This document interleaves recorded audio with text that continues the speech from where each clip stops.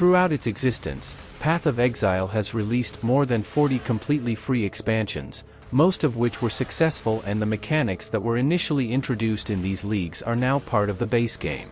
This ends up increasing the difficulty of learning the game completely, as a beginner player today needs to master all the mechanics if he wants to make the most of the game. That's why I'm here to help you in this endeavor. Welcome everyone, my name is Arcantos, and today I'm starting a series totally focused on teaching all the mechanics of the leagues that are currently present in the game.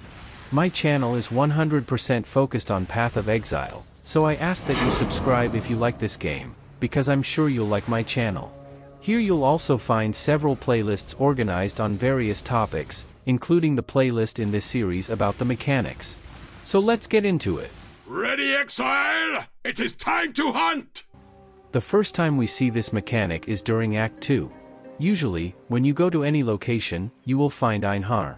If you have defeated and placed your first beast, they will appear in your Bestiary. You can visit your Menagerie by clicking on Einhar anywhere, but you do not need to go to the Menagerie to access your beasts. You can press the H button anywhere. Once in this tab, access the Bestiary and scroll down to Captured Beasts.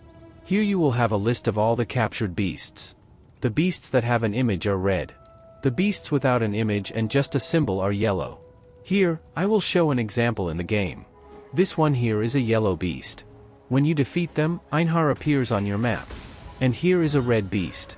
Going back to the Menagerie, let's explain the use of each of these beasts. There are basically two uses. You can simply sell them, which is very easy and doesn't require any advanced knowledge, and you can use them to craft various items.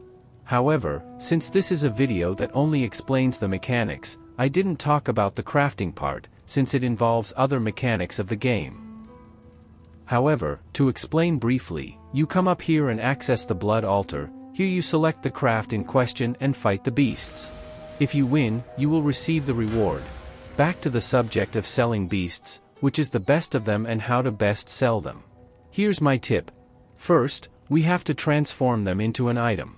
To do this, we talk to Einhar specifically in the Menagerie. Each Bestiary orb costs 1 Chaos Orb, which is a very high price, but don't worry, because these beasts usually sell for much more than 1 Chaos. Just access the beast list, press I to open your inventory, right-click on the orb and apply it to the beast you want to turn into an item. Once you've done this, your beast can be placed in a chest to be sold. Now comes the part where I'll show you how to find out which beasts have a good market value. First, you'll have to go to the Path of Regex website and go to the Bestiary option. Here you'll select all the red beasts and uncheck the option for Harvest Beasts. The reason for this is because the Regex space is limited, the yellow beasts will show their price differently, and Harvest Beasts don't appear on maps, only in Einhar's memories. Now that you've selected the best beasts, copy the Regex and paste it into your Bestiary search box. All the beasts that appear on this list are worth selling. As you can see, none of the beasts appear for me. Let's solve this. I have some black Morrigans in my chest. See, now that I've put the black Morrigans back in the Bestiary, they've appeared in the Regex. How do you find out the price of the yellow beasts? If you look at this website or an app that checks the price, you'll get the wrong idea of the value of these beasts, because those who buy them want to buy several at once, so we have to check the price in bulk. To do this, go to the official trade website, go to bulk trade, go to the end and open the beasts menu. The first option will be the yellow beasts.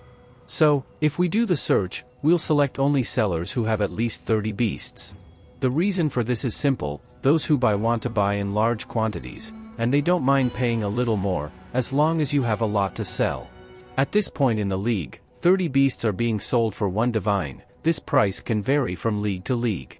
I recommend that you always sell in Chaos Orb and Divine Orb, that way you offer more options to buyers.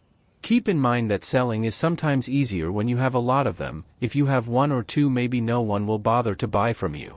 But that's not a problem, as it's very quick to collect several of them with the help of some Scarabs that I'll show you shortly. This strategy is very good but requires a certain investment of initial Chaos Orbs. Now that I've explained everything, I'll talk about the best perks in the Atlas tree and the best Scarabs. Remember that both the Atlas and the Scarabs may change in the future, so always check where they are and what the changes are. First of all, the Atlas, regardless of where it will be in the future, is worth getting all the small points. They increase the chance of Einhar appearing by 100%, in addition to granting other benefits. As for the big perks, there are some that are not worth it. Specifically Deadly Prey, as it makes the creatures constantly free themselves and delays your farming. In this wheel of perks here, I recommend getting only Natural Selection and Hunt for the Cracerium, since these beasts are the most valuable. The other big perks are good but not essential. I recommend reading them because this can change from league to league. Going to the Scarabs topics, at the time of writing there are 4. The Bestiary Scarab makes Einhar appear with a 100% chance, without having to spend points in the Atlas tree. The Bestiary Scarab of Duplicating makes all your beasts be multiplied by 2, this is immensely valuable. If you collect 10 beasts it means you would get 20. Another Scarab is from Herd, this one adds 5 red beasts to the map. In general it is very useful if you want to hunt the Cracerium. You can put 2 of this one in the Atlas device, giving you a total of 10 red beasts and 20 with Duplicating.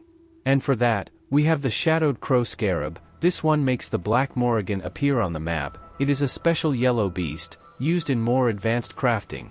Because of that it has a much higher price. I recommend always using the Scarab of Duplicating together for the best cost benefit. I didn't go into much detail about the best strategies for Bestiary, because now that you know how it works you can test it for yourself, but my recommendation is the following. 2 Scarab of Herd, 1 Scarab of Duplicating and 1 Scarab of Shadowed Crow. With this strategy you will put a lot of red and yellow beasts up for sale.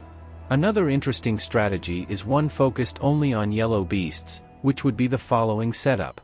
1 Scarab of Duplicating and 1 Scarab of Shadowed Crow, this last one being optional. With this you would still have 2 to 3 Scarabs free, being able to focus on another mechanic and take advantage of 2 mechanics at the same time. That's all for today, reminding you all to subscribe to the channel. Throughout the week there will be much more new content. I apologize for using a crappy AI voice, but I still don't master 100% English, who knows in the future. So with that, good hunting exiles. We will be best friends, Beast, until we slaughter you!